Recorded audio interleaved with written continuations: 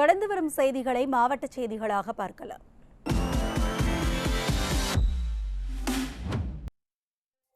நாமக்கல் அருகே காதப்பள்ளியில் தமிழ்நாடு பட்டுக்கூடு உற்பத்தி விவசாயிகள் நலசங்க ஆலோசனைக் கூட்டம் நடைபெற்றது. கூட்டத்தில் பேசிய விவசாயிகள் பட்டுப்புழு வளர்ப்புக்கு உரிய விலை கிடைக்கவில்லை என்றும் அரசு வழங்கும் பட்டுப்புழுக்கள் நோய்த்தன்மை கொண்டவையாக உள்ளதாகவும் தெரிவித்தனர். தமிழகத்தில் பட்டுப்புழு வளர்ப்பில் 30,000க்கும் மேற்பட்டோர் ஈடுபட்டுள்ளதாகவும் முன்பு பட்டுப்புழுவில் 80 கிலோ நூல் கிடைத்த நிலையில் தற்போது 20 கிலோ மட்டுமே கிடைப்பதாகவும் வேதனை தெரிவித்த விவசாயிகள் பட்டு வளர்ச்சித்துறை தரமான இளம் புழுக்கள் முட்டைகளை வழங்க வலியுறுத்தினர். முதலமைச்சருக்கு ஒரு IAS அதிகாரி எப்படி கணக்கு சொன்னார்னு தெரியல. அவர் இப்போ என்ன பண்ணியிருக்காரு, தேர்தலுக்கு முன்னாடி ஒரு வாக்குறுதியும் இப்போ ஒரு செயல்பாடும் என்பது இருக்குது. எப்படி நாங்கள் காய்கறி மார்க்கெட்லேயோ அல்லது பட்டுக்கூடு அங்காடிகளில் போய் ₹1, ₹2, ₹600 ₹400 ஒரு பஞ்சாயத்து நடக்கு, வேற வழியே இல்லாமல் நாங்கள் வீட்டுக்கு கொண்டு வர முடியாது. அப்போ சரின்னு சொல்லிட்டு போகக்கூடிய நிலைமை என்பது எப்படி இருக்குதோ அதுபோல தான் இன்னைக்கு தமிழ்நாட்டில் கடன் தள்ளுபடி என்பது இருக்குது அப்படிங்கிறது தான் வேதனையோடு பார்க்குறோம். தூத்துக்குடி மாவட்டம் கடம்பூர் அருகே உள்ள கோடங்கால் கிராம மக்கள் அடிப்படை வசதிகள் வேண்டி ஆட்சியரிடம் மனு அளித்தனர். கோடங்கால் கிராமத்தில் பொதுமக்கள் வெளியே செல்வதற்கான ஒரே பாதையை சுற்றிலும் ரயில்வே சுரங்கப்பாதை மட்டுமே உள்ளதால் மழைக்காலங்களில் வெள்ள நீர் சூழ்ந்து கிராமத்தை விட்டு வெளியே வர முடியாமல் தவிக்கும் நிலை இருப்பதாக பொதுமக்கள் வேதனை தெரிவித்துள்ளனர். இந்த நிலையை சரி செய்ய மாற்றுப்பாதை அமைத்து தர வலியுறுத்தி கிராம மக்கள் ஆட்சியரிடம் மனு அளித்தனர். மயிலாடுதுறை மாவட்டம் கங்கணம்புத்தூர் ஊராட்சியில் சாலை வசதியும் குடிநீர் வசதியும் கோரி கண்டன ஆர்ப்பாட்டம் நடைபெற்றது. ஜீவாநகர், காளியம்மன் கோவில் தெரு மற்றும் பிஸ்மி நகர் உள்ளிட்ட பகுதிகளில் பழுதடைந்த சாலைகளை சீரமைக்க கோரியும் பாதுகாக்கப்பட்ட குடிநீர் தொடர்ந்து வழங்க கோரியும் பொதுமக்கள் போராட்டத்தில் ஈடுபட்டனர். ஊராட்சி மன்ற அலுவலகத்தை முற்றுகையிட்டு போராடிய பொதுமக்கள் தாவேக அரசுக்கு எதிராக கண்டன முழக்கங்களை எழுப்பினர். கடலூர் மாவட்டம் சேத்தியாத்தோப்பு அருகே உள்ள நார்த்தங்குடி கிராமத்தில் பட்டதாரி பெண் தூக்கிட்டு தற்கொலை செய்து கொண்டது பரபரப்பை ஏற்படுத்தியது. எழிலரசன் என்பவரது மகள் தனக்கு திருமணம் நிச்சயிக்கப்பட்ட ஆனந்த் என்பவரை சந்தித்து பேசியது தொடர்பாக அக்கம் பக்கத்தினர் கேள்வி எழுப்பி தகராறில் ஈடுபட்டதாக கூறப்படுகிறது. இதனால் மனமுடைந்த இளம்பெண் மாட்டுக்கொட்டகையில் தூக்கிட்டு தற்கொலை செய்து கொண்டுள்ளார். கிருஷ்ணகிரி மாவட்டம் மூக்கண்டப்பள்ளியில் இயங்கும் சென்னை போரூரில் தனியார் நிறுவன பெயரில் போலி ஆவணங்களை காட்டி ஆன்லைனில் பல லட்சம் மோசடி செய்த கணவன், மனைவி உட்பட 4 பேர் கைது செய்யப்பட்டுள்ளனர். அம்பத்தூரை சேர்ந்த அப்துல் ரஹீம் என்பவர் போலி GST எண் மூலம் பொருட்களை ஆர்டர் செய்து பில் இல்லாமல் விற்று மோசடி செய்துள்ளார். வங்கிக் கணக்குகள் முடங்கியதால் உறவினர்களின் கணக்குகளை பயன்படுத்தியதும் விசாரணையில் அம்பலமான நிலையில் புகாரின் பேரில் போரூர் போலீசார் வழக்கு பதிவு செய்து தம்பதி உட்பட 4 பேரை கைது செய்தனர்.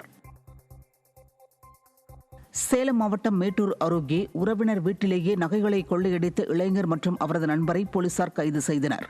தொட்டில்பட்டியை சேர்ந்த ரேவதி என்பவரது வீட்டில் முகமூடி அணிந்து கொள்ளையடித்த நபர்கள் குறித்து போலீசார் CCTV காட்சிகளை ஆராய்ந்து விசாரணை நடத்தி வந்தனர். அப்போது ரேவதியின் உறவினரான யோகேஸ்வரன் மற்றும் அவரது நண்பர் பூபாலன் ஆகியோர் நகைகளை திருடியது உறுதியானது. இருவரையும் கைது செய்த போலீசார் 10 சவரன் தங்க கட்டி 5 லட்சம் ரொக்கத்தை பறிமுதல் செய்த நிலையில் இந்த சம்பவம் அப்பகுதி மக்களிடையே அதிர்ச்சியை ஏற்படுத்தியது. திருப்பூர் மாவட்டம் மடத்துக்குளம் அமராவதி அணையில் அரசு ஆணையின்றி வாய்க்காலில் தண்ணீர் திறந்ததாக குற்றம் சாட்டி விவசாயிகள் வாய்க்காலில் இறங்கி போராட்டத்தில் ஈடுபட்டனர். நீர் திருட்டு புகாரில் விசாரணை நடத்தி நடவடிக்கை எடுக்கப்படும் என அதிகாரிகள் உறுதியளித்ததை தொடர்ந்து போராட்டம் வாபஸ் பெறப்பட்டது. தேனி மாவட்டம் சின்னமனூரில் கோகுலம் காலனி மற்றும் மின் நகரில் 4 பள்ளிகள் மற்றும் குடியிருப்புகள் நிறைந்த பகுதியில் உள்ள அரசு மதுபான கடையை அகற்ற வலியுறுத்தி பொதுமக்கள் முற்றுகை போராட்டம் நடத்தினர்.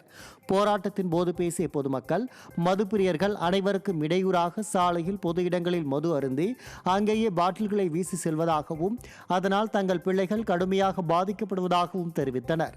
மேலும் மது விற்பனை மூலம் தருகின்ற 1000 ரூபாயும் வேண்டாம், மதுக்கடையும் வேண்டாம் எனவும் ஆவேசமாக தெரிவித்தனர். இந்த 1000 ரூபாய் கொடுக்குற காசு தானே உங்களுக்கு நாங்கள் கடையை திறந்து வைக்கிறோம்னு சொல்றாங்க. எங்களுக்கு இந்த 1000 ரூபாய் பணமே வேண்டாம், எங்களுக்கு கடையை மாற்றி கொடுத்துருங்க. எங்களால் ஒரு நாள் சின்ன பிள்ளைகளை இழக்க எங்களால் சத்து இல்லை. எங்களுக்கு எங்கள் பிள்ளைய நல்லா இருக்கணும், தயவுசெய்து கடையை மாற்றி கொடுங்க. நீங்கள் போய் வரும்போது எந்த மாதிரி இடையூறுலாம் இருக்குது? வீட்டுக்கு வந்து கடைக்கு வெளியில் போய் வரும்போது எந்த மாதிரி இடையூறு? 8 மணி ஆனாலும் பிள்ளைய வருங்க, 4:50 பிள்ளைய வந்துருங்க. வீட்டுக்கு வரதுனால எங்களுக்குள்ள வீட்டு முன்னாடியே உட்காந்து குடிக்க, ரவுண்டு கட்டி உட்காந்து குடிக்க ஆரம்பிச்சிடாங்க. காவிரி ஆற்றில் தொழிற்சாலை கழிவுகளால் தண்ணீர் பச்சை நிறமாக மாறியிருப்பதால் ஒகேனக்கல் கூட்டு குடிநீர் திட்ட சுத்திகரிப்பு பணி 50% பாதிக்கப்பட்டுள்ளது. இதனால் தருமபுரி, கிருஷ்ணகிரி மாவட்டங்களுக்கு குடிநீர் விநியோகம் தற்காலிகமாக குறைக்கப்பட்டுள்ளதாக மாவட்ட நிர்வாகம் தெரிவித்துள்ளது. மேலும் பொதுமக்கள் குடிநீரை அத்தியாவசிய தேவைகளுக்கு மட்டும் பயன்படுத்தி சிக்கனமாக கையாளுமாறும், குடிநீர் நிறம், மனம் ஆகியவற்றில் மாற்றம் ஏற்பட்டால் தகவல் அளிக்குமாறும் அறிவுறுத்தப்பட்டுள்ளது. தஞ்சாவூர் மாவட்டம் வடவாறு ஆற்றில் கழிவுநீர் கலப்பதால் நோய் தொற்று ஏற்படும் அபாயம் உள்ளதாக மக்கள் வேதனை தெரிவித்துள்ளனர். பொதுமக்கள் மற்றும் கால்நடைகளின் குடிநீர் ஆதாரமாகவும் 30,000 ஏக்கர் விளை நிலங்களின் பாசன நதியாகவும் விளங்கிய வடவாற்றில் கழிவுநீர் கலந்து துர்நாற்றம் வீசுவதுடன் மக்களுக்கு நோய் தொற்று ஏற்படும் அபாயம் உள்ளது. இதுகுறித்து அதிகாரிகளிடம் பலமுறை மனு அளித்தும் நடவடிக்கை இல்லை என குற்றம் சாட்டும் அப்பகுதி மக்கள், புதியதாக நீர்நிலைகளை உருவாக்கவில்லை என்றாலும் பரவாயில்லை, இருக்கும் நீர்நிலைகளையாவது பாதுகாக்க வேண்டும் என கோரிக்கை விடுத்துள்ளனர். சென்னை கொரட்டூரில் தனியாக இருந்த மூதாட்டி வீட்டில் 20 சவரன் தங்க நகைகள் திருடப்பட்ட சம்பவம் அதிர்ச்சியை ஏற்படுத்தியுள்ளது. ஐயப்ப நகர் பகுதியைச் சேர்ந்த மூதாட்டி ராதாமணி தனியாக வசித்து வருகிறார். இவரது வீட்டிற்கு வேலை பார்க்க வரும் 3 வேலைக்கார பெண்கள் சரியாக வேலை செய்யாததால் அடிக்கடி மாற்றி வந்ததாக கூறப்படுகிறது. இந்த நிலையில் அலமாரியில் இருந்து அறையை திறந்து பார்த்தபோது 20 சவர நகைகள் காணாமல் போனதைக் கண்டு அதிர்ச்சி அடைந்தார். புகாரின் பேரில் 3 பணிப்பெண்களிடம் போலீசார் விசாரணை நடத்தி வருகின்றனர். நீதிமன்ற போலி பணியாணை வழங்கி 1 கோடி ரூபாய்க்கு மேல் மோசடி செய்ததாக தாவேகா நிர்வாகி உட்பட 3 மீது உரிய நடவடிக்கை கோரி தேனி மாவட்ட காவல் கண்காணிப்பாளரிடம் புகார் அளிக்கப்பட்டது. இது தொடர்பாக பாதிக்கப்பட்டவர்களின் புகாரில் ஆண்டிப்பட்டி அருகே உள்ள எரதி மக்கால்பட்டியைச் சேர்ந்த தாவேகா நிர்வாகி மதுரை வீரன் தங்களை மோசடி செய்ததாக தெரிவிக்கப்பட்டுள்ளது. அவர் கொடுவிலார்பட்டி மகாலட்சுமி, சென்னை நாகேந்திரனுடன் சேர்ந்து 12 பேரிடம் தலா 9.5 லட்சம் ரூபாய் வீதம் பெற்று சென்னை உயர்நீதிமன்றத்தில் பயிற்சி அளிப்பது போல் நாடகமாடியதாகவும் பணம் கேட்டால் மிரட்டுவதாகவும் தெரிவிக்கப்பட்டுள்ளது. மதுரை வீரன்றவர், நாங்கள் மகாலட்சுமின்றவங்களை பதிவாளருக்கு தெரியும், அதனால் கோர்ட்டில் வந்து உங்களுக்கு ஆஃபீஸ் அசிஸ்டன்ட் வேலை வாங்கி தரேன்னு சொல்லி ஒரு ஆள் எங்கள் ஊரில் மட்டும் 12 பேர்கிட்ட ஒரு ஆள் மீது 9.5 லட்ச ரூபா வீதம் வாங்கி போலியான ஆர்டர் கொடுத்து அவர் ஏமாற்றிருக்காங்க. இது இந்த போட்டு ஆர்டர் எடுத்துட்டு அவங்க இது கொடுத்ததும் இல்லாமல் எங்களை கூப்பிட்டுட்டு போய் கோர்ட்டில் வந்து எங்களுக்கு வந்து ட்ரைனிங்கும் கொடுத்து, ஒரு நாள் ட்ரைனிங் கொடுத்து எல்லாமே செஞ்சு எல்லாமே வேலை வந்துடும், நீங்கள் கன்ஃபார்மாக வீட்டுக்கு போங்க அப்படின்னு சொல்லி அனுப்பி விட்டாங்க. நாங்களும் இப்போ கிட்டத்தட்ட 4-5 வருஷமாக வெயிட் பண்ணி பார்த்துட்டோம். அவங்க எந்த விதமான ரெஸ்பான்ஸும் பண்ணலை. வேலூர் மாவட்டம் காட்பாடியில் கோயில் திருவிழாவில் 2 கிராமத்தினரிடையே ஏற்பட்ட மோதலில் காணாமல் போனதாக கூறப்பட்ட இளைஞர் கிணற்றில் சடலமாக மீட்கப்பட்டார். கல்புதூரில் உள்ள ஸ்ரீ கங்கையம்மன் கோவிலில் 2 தினங்களுக்கு முன்பு நடைபெற்ற திருவிழாவில் 2 கிராமங்களைச் சேர்ந்த இளைஞர்களுக்கிடையே மோதல் ஏற்பட்டு 2 தரப்பினரும் கத்தி, கட்டை உள்ளிட்ட ஆயுதங்களால் தாக்கிக் கொண்டனர். அப்போது மாயமான தினகரன் என்ற இளைஞரை குடும்பத்தினர் தேடி வந்த நிலையில் 2 நாட்களுக்கு பிறகு கிணற்றில் இருந்து சடலமாக அவரது உடல் மீட்கப்பட்டது. இந்த சம்பவம் தொடர்பாக 6 பேரை போலீசார் கைது செய்தனர். மதுரை அலங்காநல்லூர் அருகே விவசாயிகள் பெயரில் அனுமதி பெற்று டிராக்டர்கள் மூலம் மணல் திருட்டு நடைபெற்று வருவதாக குற்றச்சாட்டு எழுந்துள்ளது. பண்ணைக்குடி ஊராட்சிக்கு சொந்தமான கண்மாயில் இரவு பகலாக டிராக்டர் மூலம் கிராவல் மண் திருடி அதிக விலைக்கு வெளிச்சந்தையில் விற்பனை செய்யப்பட்டு வருகிறது. போலி ஆவணங்கள் மூலம் மணல் கொள்ளையில் ஈடுபடுவதால் அப்பகுதியில் நிலத்தடி நீர்மட்டம் குறையும் அபாயம் ஏற்படுவதாக தெரிவித்துள்ள விவசாயிகள் மணல் திருட்டில் ஈடுபடுபவர்கள் மீது உரிய நடவடிக்கை எடுக்க வேண்டும் என வலியுறுத்தியுள்ளனர். மயிலாடுதுறை ரயிலடி ஆபத்து தாரண ஆஞ்சநேயர் ஆலயத்தில் ஆஞ்சநேயருக்கு தங்க கவசம் சாத்தப்பட்டு நடைபெற்ற புஷ்ப யாகத்தில் திரளான பக்தர்கள் பங்கேற்று வழிபட்டனர். ஆனி மாத அஸ்தம் நட்சத்திர தினத்தை முன்னிட்டு 10ஆம் ஆண்டு புஷ்ப யாகம் நிகழ்ச்சி நடைபெற்றது. இதனை முன்னிட்டு ஏராளமான பக்தர்கள் வாசனை மலர்கள் மற்றும் துளசி ஆகியவற்றை ஊர்வலமாக எடுத்து வந்தனர். ஆலயத்தில் ஆஞ்சநேயருக்கு தங்க கவசம் சாத்தப்பட்டு மலர்களால் சகஸ்ரநாம அர்ச்சனை செய்யப்பட்டது.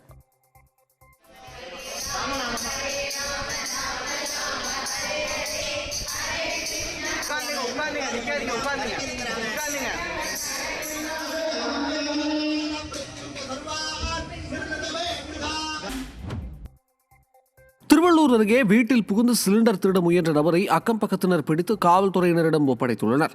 பழைய திருப்பாச்சூர் கிராமத்தில் திறந்து கிடந்த வீட்டிற்குள் நுழைந்த மர்ம நபர் அங்கிருந்த எரிவாயு சிலிண்டரை திருட முயன்றார். இதை பார்த்து அதிர்ச்சியடைந்த வீட்டில் இருந்த பெண் அக்கம் பக்கத்தினர் உதவியுடன் திருடனை பிடித்து போலீசாரிடம் ஒப்படைத்துள்ளார். விசாரணையில் குற்றவாளி பெரிய களக்காட்டூரைச் சேர்ந்த விஜயகுமார் என்பதும் ஏற்கனவே சிலிண்டர் திருட்டு வழக்குகளில் தொடர்புடையவர் என்பதும் தெரியவந்தது. சென்னை, கோட்டூர்புரம், எழும்பூர் மற்றும் நுங்கம்பாக்கம் உள்ளிட்ட பல்வேறு பகுதிகளில் திடீரென மழை பெய்ததில் தண்ணீர் தேங்கி பொதுமக்கள் கடும் அவதியடைந்தனர். குறிப்பாக வள்ளுவர் கோட்டம் மற்றும் கோடம்பாக்கம் பிரதான சாலையில் மழைநீர் தேங்கியதால் வாகன ஓட்டிகள் கடும் சிரமத்திற்குள்ளாகினர். கடும் வெயிலுக்கிடையே மழை பெய்ததில் ஒருபுறம் மக்கள் நிம்மதியடைந்தாலும் மறுபுறம் தண்ணீர் தேக்கமானதில் கடும் அவதியடைந்தனர். சேலம் மாவட்டம் சங்ககிரி அருகே போதை ஆசாமி ஒருவர் அரசு பேருந்துக்கு வழிவிடாமல் 3 கிலோமீட்டர் தூரம் வழிமறித்து சென்ற வீடியோ வெளியானது. போதையில் பைக் ஓட்டிய ஒருவர் சேலத்திலிருந்து கோவை நோக்கி 59 பயணிகளுடன் சென்ற பேருந்து ஒன்றின் முன்னே செல்ல விடாமல் தொடர்ந்து 3 கிலோமீட்டர் தூரத்திற்கு ஆபத்தான முறையில் சென்றார்.